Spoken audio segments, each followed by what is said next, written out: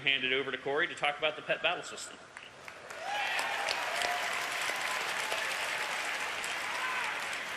All right, I'm super hyped to talk to you guys about this feature because I think pets are something that pretty much everyone that plays World of Warcraft probably has a pet in some way, shape, or form. I don't think not necessarily everyone is a collector and has all the achievements, but it's definitely something that I think everyone knows what it is, and it's a feature we definitely felt like we could expand upon and offer some new gameplay. Whoa. There we go. So what exactly are we doing here? Essentially, you're going to be able to collect, you're going to level, and you're going to fight with your pets.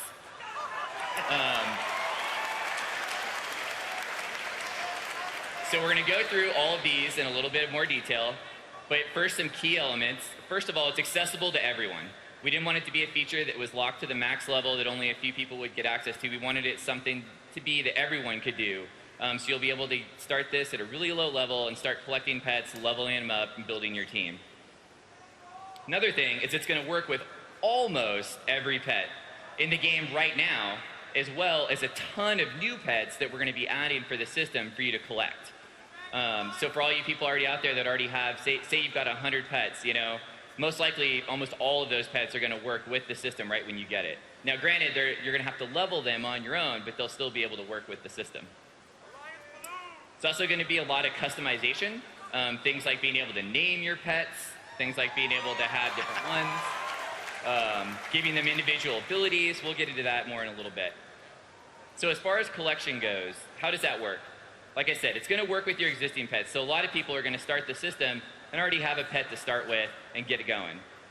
There's another type of pet you're going to be able to get that we're introducing new for Mists of Pandaria, and this is going to be called a wild pet. And the way wild pets work is you're going to find them out in the world. Essentially, when you find them, you're going to be able to engage in battle with them and fight with them using a pet that you already have. And then you're going to be able to get that pet and add him to your collection. Now, what's cool about these wild pets is that they have random varying stats. So you're not necessarily going to just go out and be able to get all the wild pets you want, you know, within that first week, because they're going to have varying stats. So you might want a pet that's really good at, say, tanking, or a pet that maybe has like a CC ability. So you're going to keep wanting to collect these pets until you find that one that has the right set of stats. Then you can start leveling it up. The other thing about the wild pets that's pretty cool is that they have unique spawning abilities. So for example, certain wild pets you might only find during a certain season, like winter. Certain pets you might only find when it's raining, for example. Certain pets might only spawn during the day or the night. So there could be a pet that only shows up during the spring while it's raining in Elwynn Forest at night. Now, they're not all going to be like that, obviously, but we definitely want to mix it up so that people have a lot of pets to collect over a long period of time. We don't want you to just go out right away and get all of them. We want it to be a system that lasts. Now, how are you going to find these pets? We're going to change the pet interface we have now and introduce something called the Pet Journal. What the Pet Journal is going to do is let you manage all your existing pets you have, as well as the teams and the battling and everything that goes along with the new system. We've got a few UI shots that we'll show you that give you a little bit more of a rundown about how the journal works. The other thing along with this is that most pets are going to become tradable. So what this means is you're going to be able to, say, get the Whippletinger from an event, like the Brewfest event, and then be able to take it and, say, level it up to a certain level, maybe teach it some abilities. Then you can go and take that pet and throw it on the auction house, and someone else could get it. And based on the amount of time and work you put into it, obviously it's going to sell for what people think that's worth. So we really wanted the system to feel like something that you could trade pets, not only in the auction house, but with your buddies and you know, your friends, your guildies, other players. This is a huge one. We're really working hard to have this, is to have account-wide pets. Meaning that obviously if you have a set of pets on one character, you log in another character, you know, you'd be able to use those same pets. If you got a pet up to level 14, you log in another character, that pet's still level 14 and you have it. You don't have to do it again multiple times for all the pets. So here's a look at the pet journal. Just like the mock-ups Tom showed you earlier, these are all mock-ups of how we think the UI would work from our UI team. So over there on the left, you've got your list of pets. You can search and filter through to find the ones you want. And then over on the right, you can see that pet's stats, And then at the bottom, you can see the abilities that they've unlocked. We're looking at unlocking something like 6 abilities over 25 levels. And then on the right, there's an interesting spot called location. And if you click that, you're actually going to be able to find out where can you get this pet in the world. So instead of having to alt-tab out of the game, go to the web and go to a database site and try to find out, well, where can I find this guy? Where does he spawn? Where do I get him? Similar to what we did with the dungeon journal, where you could see all the items and find out what bosses drop them, you're going to be able to find out where to get all your pets straight out of the journal from within the game.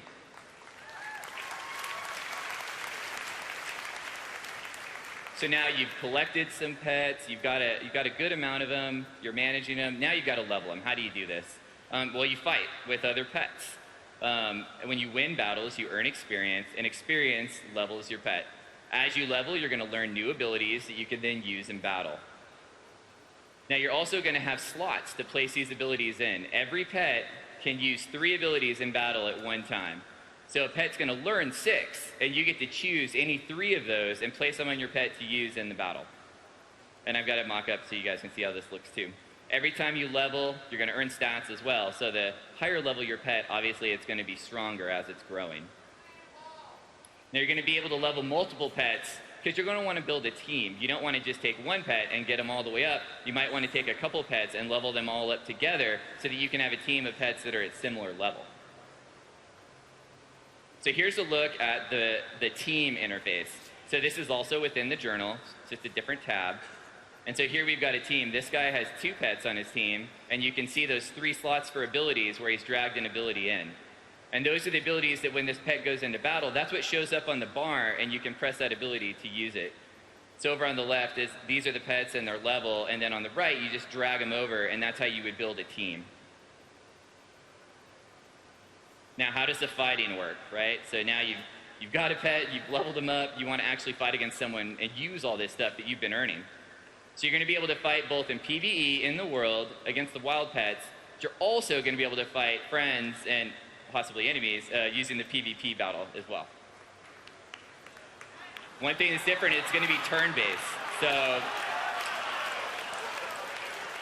we wanted to slow things down a little bit from WoW combat. WoW combat's super fast.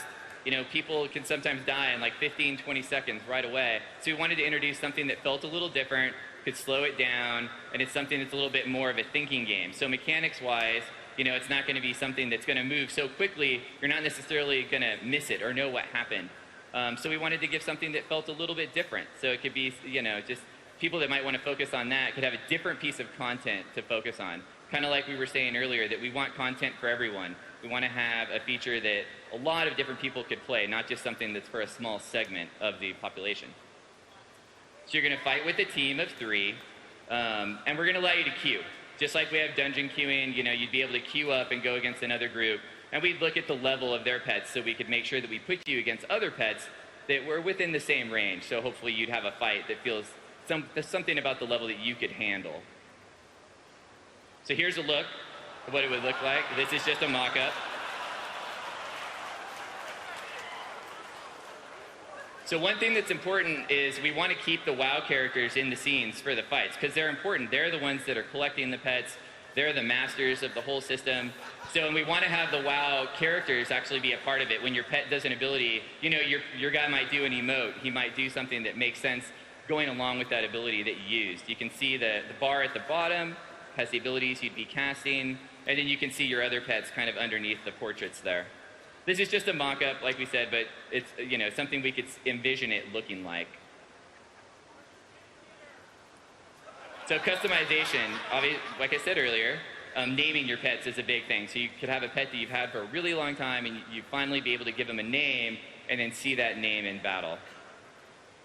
We're also talking about having items. So imagine the idea that you could have an item that we'd have an item slot on the pet. You can equip an item. Maybe you could even put gems in that item so that you could modify the stats on the pet as well. So we could pull in some of the profession systems. You're going to be able to do individual builds like we were showing you earlier with abilities. So you can take a certain pet and change his abilities and change his slots out so that your team will feel different from other teams around you. And finally, we've kind of got this concept of masters. So you're going to be able, we wanted to really have people that are into the system feel like they could travel around the world and have a reason to go to other places. So you're going to be able to go to, like, say you're going to go to Daenerys, and there's a goblin there that's really great with training mechanical pets. So you'd be able to go there and fight him, and if you can beat him, he'll grant you what we're calling a master ability. And then you could use that ability on any of your pets to fight in battle. So here's the look at how this could work. So this guy's got 3 abilities at the top right now, and then he's chosen a master, and then over on the right, we see the map. And that shows you where you can go to fight that master and the ability that you could get. So it just adds a little bit more depth and customization into the system as a whole. So that kind of wraps up the core features. So now I'm going to talk to you guys a little bit about some of the dungeons that we're expecting to have. We're looking at doing 9 new dungeons for Mists of Pandaria. We're super excited to be able to do a lot of different new dungeons, a lot of awesome looks. There's going to be 6 dungeons specifically on Pandaria that you're going to be able to fight in. We also have something coming back that we found was very popular with Cataclysm. Just a few updates of classics. And so we picked a couple. Skullmance.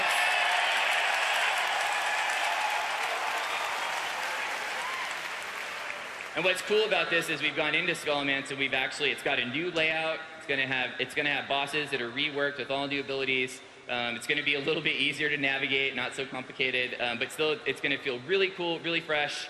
And we're gonna talk a ton about it in the dungeon panel later today. The other one is Scarlet Monastery. So Scarlet, as you know it now, has 4 wings, but some of these wings only have 1 boss, and then we have another wing that has a ton of bosses. So we wanted to take it and make it feel a little bit more even. So we're going to redo Scarlet Monastery completely and introduce it as 2 separate wings as their own unique dungeons with their own bosses.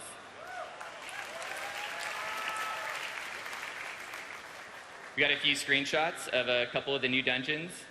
This is the Stormstout Brewery here.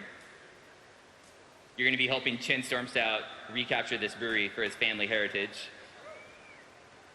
This is a look at the Shadowpan Monastery. It's a really awesome outdoor dungeon. And this is the Temple of the Jade Serpent, which is in the first zone, the Jade Forest. It's another dungeon that goes indoor and outdoor. It's something we're trying to do with a lot of the dungeons, is get a whole different vibe with players going both indoor and outdoor at different times. So not to be left out, we're also obviously going to be introducing new raids. We're looking at having 3 raids to launch with. The races we're looking to feature in these raids are the Mogu and the Mantid. So we talked about a little earlier as kind of being 2 of our pillar enemy races. So definitely fit well into the whole raid vibe as far as having creatures that you're going to want to kill. So as you know, we're introducing Raid Finder with 4.3 for the Dragon Soul raid. In Mists of Pandaria, Raid Finder is going to be available for all raids, right from day 1. So all the raids are going to have essentially 3 difficulty levels of Raid Finder, Normal, and Heroic right off the bat. We think it's going to be great because it's going to give that other level for people that are looking to get into raiding a chance to do that with content that really fits for them. And like Tom mentioned earlier,